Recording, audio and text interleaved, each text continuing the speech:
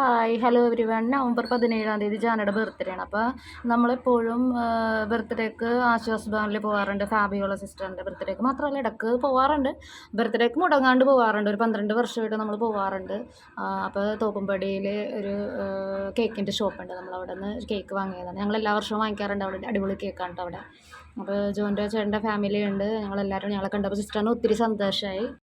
അപ്പോൾ ഞങ്ങൾ ചെന്ന ദിവസം എന്ന് വെച്ചെന്നാൽ കുസാറ്റിലുള്ള കുറച്ച് സ്റ്റുഡൻസ് കുട്ടികൾക്ക് ക്രിസ്മസ് ഗിഫ്റ്റ് കൊടുക്കാൻ വേണ്ടി വന്നിട്ടുണ്ടായിരുന്നു. അപ്പോൾ അവർ ഗെയിമൊക്കെ ചെയ്യിപ്പിച്ച് ഗിഫ്റ്റൊക്കെ കൊടുക്കുന്നുണ്ടായിരുന്നു.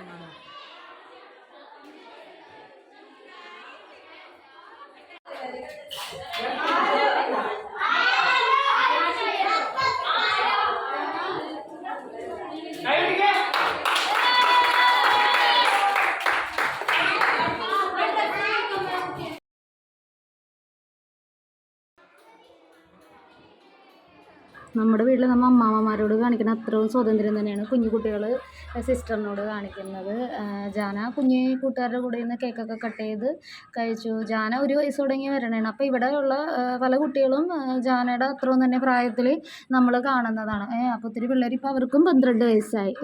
പക്ഷെ അവർക്കെല്ലാം നമ്മളെ ഓർമ്മയുണ്ട്. എല്ലാ വർഷവും ചെല്ലണത്. പിന്നെ ഇടയ്ക്ക് ചെല്ലുന്നതുകൊണ്ട് പിള്ളേർക്കൊക്കെ നമ്മളെ അറിയാം. അപ്പോൾ ഞങ്ങളിപ്പോൾ ഇവിടെ വൈകിട്ടത്തെ സ്നാക്സാണ് അറേഞ്ച് ചെയ്തിട്ടുണ്ടായിരുന്നത്.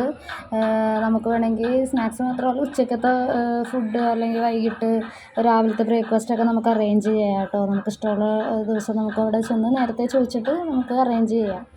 അപ്പോൾ ഞാനിപ്പോൾ യൂട്യൂബ് ചാനലിന് വേണ്ടിയിട്ട് അങ്ങനെ വീഡിയോ എടുത്ത് ഷെയർ ചെയ്തേക്കണമെന്നല്ല. ഞാനവിടെ എപ്പോഴും പോകുമ്പോഴത്തേക്കും ഞാൻ FB യിലൊക്കെ വീഡിയോ ഇടാറുണ്ട്. മാത്രമല്ല വീഡിയോ കണ്ടിട്ട് എന്നെ പരിചയമുള്ള ഇവർ നമ്മളറിയാവുന്നവരൊക്കെ നമ്മുടെ നമ്പർ വാങ്ങി അങ്ങോട്ട് പോകാറുണ്ട്. മാത്രമല്ല സിസ്റ്റർ പറയുകയും ചെയ്തു നമ്മുടെ പരിചയമുള്ളവരൊക്കെ ചെന്നിട്ടുണ്ടായിരുന്നു.